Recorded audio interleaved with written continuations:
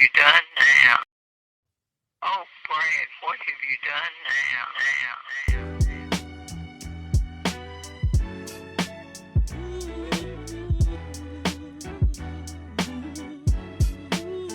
And he joins me now, the star of Psych 3. This is Gus, James Roday Rodriguez. James, how are we doing today?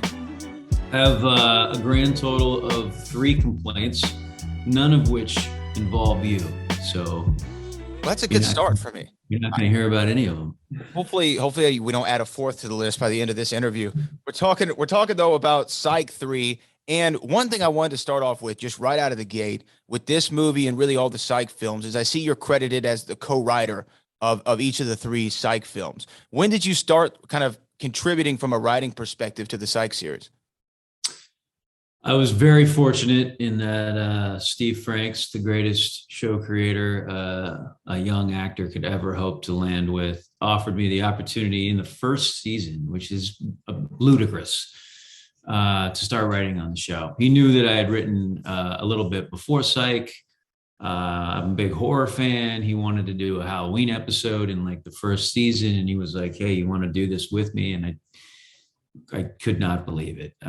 So yeah, I was very lucky in that the writing started in the first season, and I didn't even have to ask for it. Oh, wow. That's kind of crazy. Now, do you get intimidated though by the writing process? Because when you sit down there in front of a blank piece of paper trying to come up with dialogue and compelling stories and jokes and all this stuff, is it ever intimidating to you? It absolutely can be, depending on the projects. I think earlier in my writing career, when I was sort of like a baby to the process, I was a lot more precious about things, and I think I would create my own challenges that maybe didn't even need to be there. As time has gone on, I think I've learned a ton. I've had some great mentors. I kind of approach it in a completely different, I think, healthier way. And the great thing about these Psych movies is we've been doing them for so long. They kind of write themselves. Like we have to have an idea and a shell or the loose blueprint of some sort of mystery. But that's how we got away with making 120 episodes of television. So why would it stop us now? And then from there, it's just all the same fun stuff that we love to do, and that kind of flows pretty easily from both of us. Well, I would think as a writer, you'd be married to the words, but I also feel like Psych has a real improv feel at times, right? Like I can tell you're on the set just shooting stuff off the wall. How do you not get married to your words as the actor also who helped to write these? My personal experience is that I'm never married to the words. Every writer is different. And I think a lot of your experience is informed by the jobs that you've had. Psych was, a blessing and 8 years of my life. And we had the real estate and the liberty to go off the page and create in the moment. And we did do a ton of improvising, and Steve was the captain of the ship who was okay with that. And when you do it for that long, it's sort of impossible for it to not creep into your DNA as a writer as well. So I basically present any script that I write as like, here's sort of like an architect's attempt at telling the story. Now all bets are off. If we can beat it, let's beat it. If you got something that's funnier, let's make it funnier. If we're absolutely sort of, if what's on the page feels like the best version of what we got, dope. Let's do that, and even easier. But I love to challenge actors to sort of make my words better and then take unabashed credit for it later. I love it. Now, this is Gus. This is the 3rd Psych film in this Peacock era. Is it hard to take these little breaks off, work on other projects, and then come back to Psych and have everything rolling? Because I would think in a season, you have whatever it is, 16 episodes to 20 episodes, to where you can kind of, as it goes along, get everything tighter and working more cohesively. Do you ever find it to be a challenge, or is it like we're picking right back up? I would say the only time it ever felt remotely challenging was coming back to do the first movie, because even though we sort of knew that there was always a pretty good chance that we were going to come back and do something, after an 8-year run, there is a certain sense of closure. You wrap it up, you say your goodbyes, you hug it out. I think mentally, psychologically, emotionally, you sort of move on.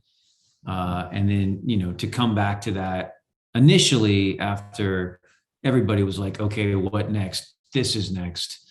I think there was, except for Dulé, the bastard, who showed zero signs of rust at all. But I think the rest of us did have to take a moment to sort of like, oh, right, yeah, this skin, got to get back into this.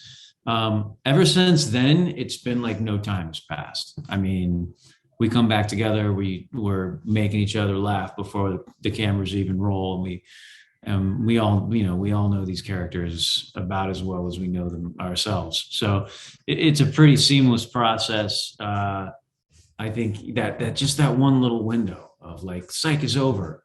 Psych is not actually over. What was Psych? And then wanting to do it justice and wanting the fans to feel like, we were every bit as invested as we ever were.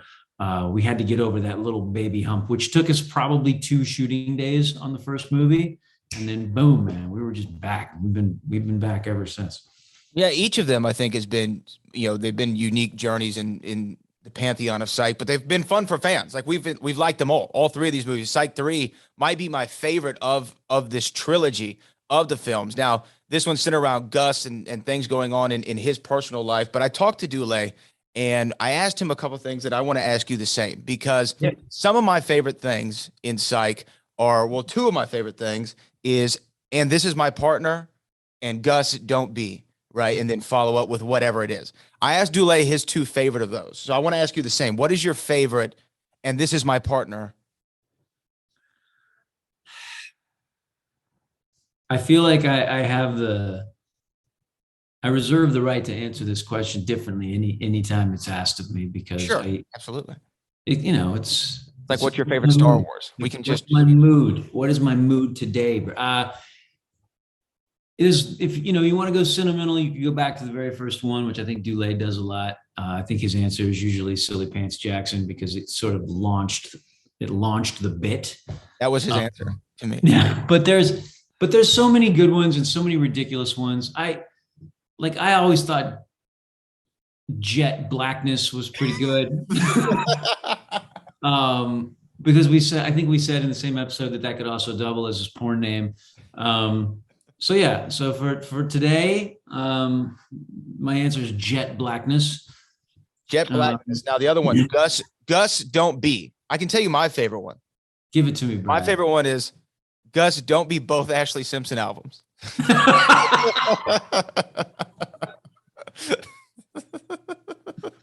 That's pretty rich, dude. That was a great one. I'm going to go with one that's so specific, and I honestly don't know if the origin was may have been lost on everybody, and maybe it just sounded funny, or just the idea was funny. But there's a movie called, I think, what was it called? In Good Company with Topher Grace. It was when Topher was like, he got his shot at like being romantic. Is that the one with Dennis Quaid or something like that? Yes. Okay. Yes. Yeah. Mm-hmm. And if you watch that movie, you get to the end and it's so clear that they did a reshoot, right? Because the movie ends and it must not have tested well or something. So they have this, like, clearly they shot it in 2 hours shot of Topher like running on the beach, and like it's just him, and like he gets a phone call or something.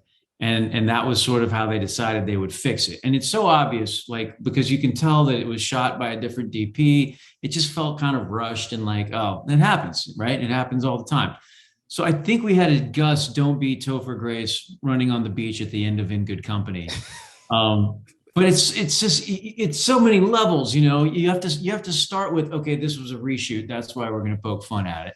And then you have to hope that maybe someone has actually seen that movie. And then you have to hope that if they did see the movie, it occurred to them, oh, this ending felt really tacked on. And if you can put all those pieces together, the joke lands. You can appreciate that one.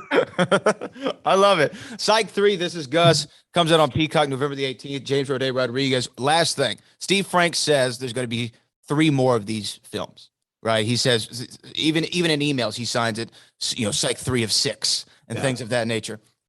Where do we go next? I'm pushing him on time travel. I know, I think I've talked to you about it before. I want time travel so bad. But where do you want to see it go next?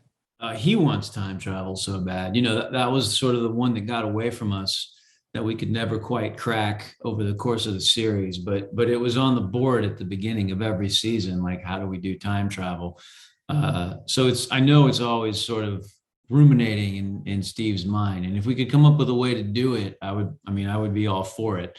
The one rule we've always sort of followed, and this is like Steve's only rule. It's one rule, is that, Psych has to exist in the real sort of material world. He never wanted to open it up to, well, what if there are ghosts? What if what if all these, because I think he sort of felt like what made it so fun is that no matter how much it looks like A, it's always going to be B. And so that's what made time travel tricky, because how do you craft an entire story where people think they're time traveling, but actually aren't? So if we can figure that out, I can tell you might get your wish. For me, I think, I would agree with you that Psych 3, if you just look at the movies just themselves, is probably the closest we've come to threading the needle in the way that we did on the series. It kind of feels like an extension of the show to me, whereas, the first movie was an attempt to, like, what does Psych look like as a movie? Like, how do we make it feel bigger? How do we spend more money? Psych 2 was certainly a lot of fun, but I think, we took some lefts and rights to kind of try and make it feel different, and like we were evolving. And with this movie, we're like, let's just go back to what the fans love and what we know we can execute well. And, the fact that it was COVID and all that stuff kind of just helped the cause, and everything made sense. So now that we've done that, and I think done it well, I would love to just sort of blow it wide open. And I think if there's going to be 6 of these movies, there should probably be one that just feels like a departure, like like the one in the sequence that kind of exists out on an island. I think we need to do that one too. And Moonraker. Yeah, exactly. We need to do our version of that. And I don't know if it'll be next or the one after the next or where it fits into the sequencing, but I will look forward to doing something that's just a complete sort of outlier, because we can get away with that on Psych, which is awesome. Yeah, well, Psych 3, This Is Gus, Peacock on November the 18th, James Roday Rodriguez. Hopefully I didn't become the 4th complaint in your day, and I appreciate your time, sir. It's always a pleasure, Brad. Your stash is real. You're real. We love the fact that you're a fan and know the show. Thank you very much, sir. All right, James Roday, thanks.